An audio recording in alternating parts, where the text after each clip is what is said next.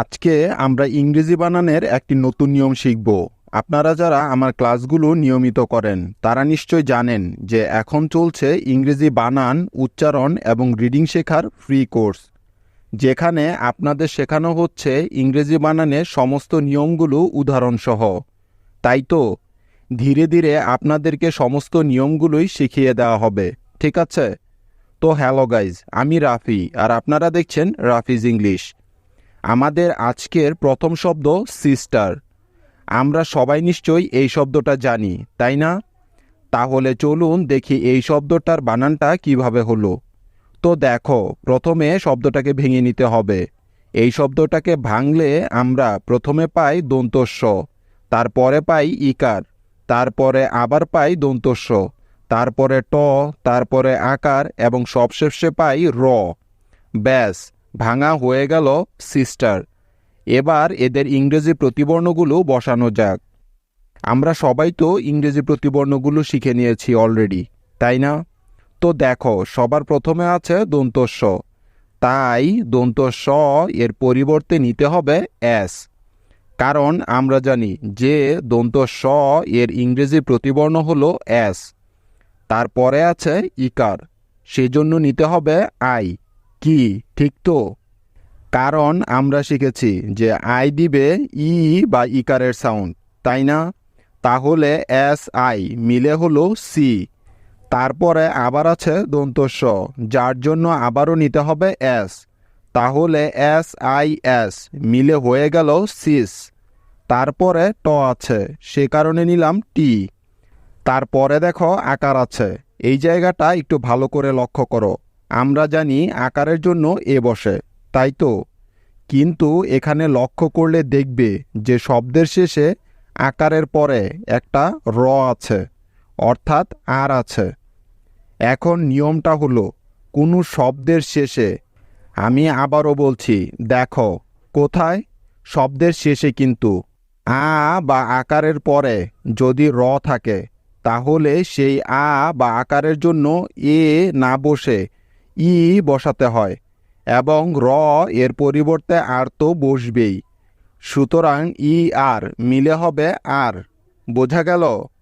আরও সহজভাবে বললে শব্দের শেষে আর সাউন্ডের জন্য ই আর বসে, এ আর বসতে পারে না।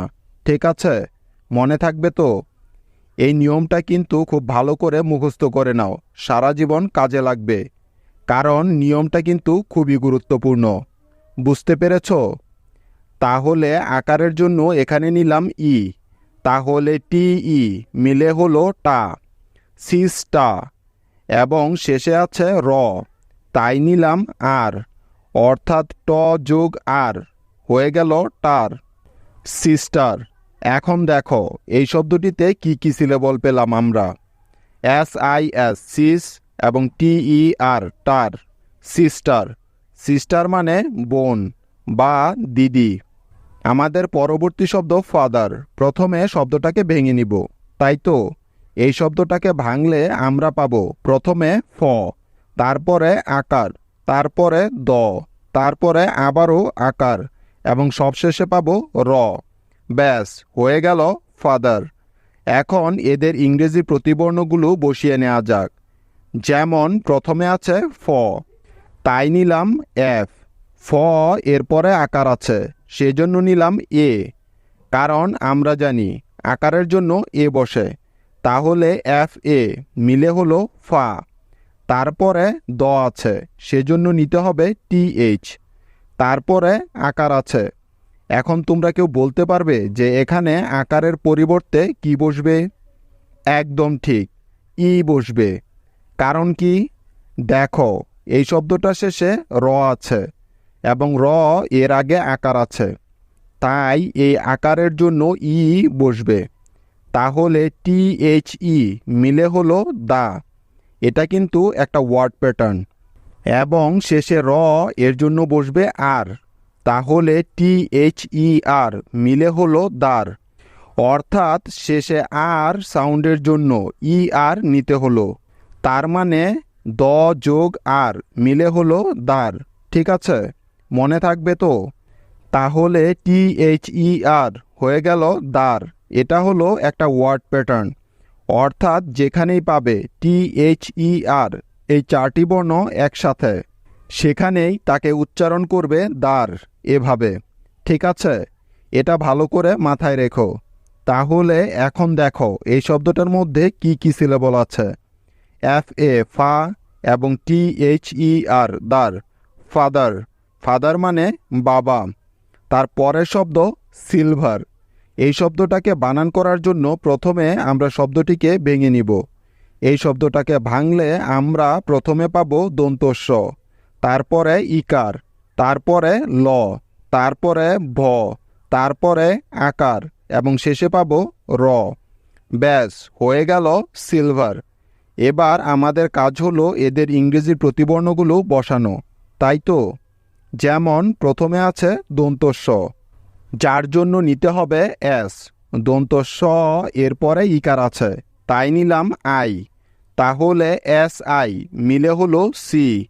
তারপরে ল আছে, সেজন্য নিব এল। তাহলে SIL মিলে হলো সিল।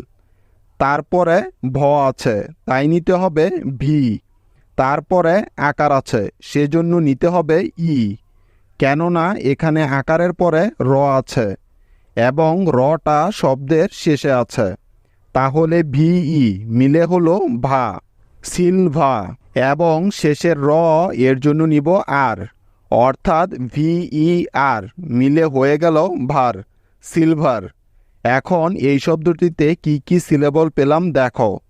SIL সিল এবং VER ভার, সিলভার। সিলভার মানে রূপা বা রৌপ্য। নেক্সট শব্দ ডেলিভার। এই শব্দটাকে ভাঙলে পাই প্রথমে ড, তারপরে একার, তারপরে ল, তারপরে ইকার, তারপরে ভ, তারপরে আকার এবং শেষে পাই র। হয়ে গেল ডেলিভার। এখন এদের প্রতিবর্ণগুলো বসানো যাক। যেমন ড এর পরিবর্তে বসালাম ডি, তারপরে একারের জন্য বসাবো ই, সুতরাং DE-তে হয়ে গেল ডে। তারপরে ল আছে, তাই নিব এল। ল এরপরে ইকার আছে, সেজন্য নিলাম আই। তাহলে LI মিলে হবে লি, ডেলি। তারপরে ভ আছে, যার জন্য নিলাম ভি। তারপরে আকার আছে, সেজন্য নিতে হবে ই, কেননা আকারের পরে র আছে তাই। সুতরাং VE মিলে হলো ভা, ডেলিভা। সবশেষে বাকি রইল র, যার জন্য নিলাম আর, অর্থাৎ VER মিলে হলো ভার, ডেলিভার। এখন দেখো এই শব্দটাতে কতটি সিলেবল রয়েছে। DE ডে, LI লি এবং VER ভার, ডেলিভার। ডেলিভার মানে হলো বিতরণ, বিলি করা। নেক্সট শব্দ ফিল্টার। এই শব্দটাকে ভাঙলে আমরা প্রথমে পাব ফ, তারপরে ইকার, তারপরে ল, তারপরে ট, তারপরে আকার এবং শেষে পাব র। এখন এদের ইংরেজির প্রতিবর্ণগুলো বসানোর পালা। যেমন প্রথমে ফ এর জন্য নিব এফ। ফ এরপরে ইকার আছে, তাই নিব আই। তাহলে FI মিলে হলো ফি। তারপরে ল আছে, সেজন্য নিলাম এল। তাহলে FIL মিলে হয়ে গেল ফিল। তারপরে ট আছে, তাই নিতে হবে টি। ট এরপরে আকার আছে, যার জন্য নিতে হবে ই, কারণ লক্ষ্য করে দেখো এখানে আকারের পরে র আছে এবং এরা শব্দের শেষে আছে। আকারের পরিবর্তে ই বসার নিয়ম তো এটাই, তাই না? তাই নিয়ে নিলাম ই। সুতরাং TE মিলে হলো টা, ফিলটা। সবার শেষে বাকি আছে র, সেজন্য নিতে হবে আর, অর্থাৎ TER মিলে হবে টার। ব্যাস হয়ে গেল ফিল্টার। এই ফিল্টার শব্দটিতে দুটি সিলেবল পাওয়া গেল, যেমন FIL ফিল এবং TER টার, ফিল্টার। ফিল্টার মানে ছাঁকনি, মনে থাকবে তো? আশা করি তোমরা এই নিয়মটি খুব ভালোভাবেই বুঝতে পেরেছ। যদি তাই হয় তাহলে এই হোমওয়ার্কটি তোমরা আমাকে করে দেখাবে। আমি দেখব যে তোমরা কতটা বুঝতে পেরেছ। তোমাদের আজকের হোমওয়ার্ক হলো লিটার। এই শব্দটাকে ভেঙে কমেন্ট করে জানাবে। আজ এ পর্যন্তই। দেখা হচ্ছে কালকে আরও একটা নতুন নিয়মের সাথে। সে পর্যন্ত টেক কেয়ার। বাই।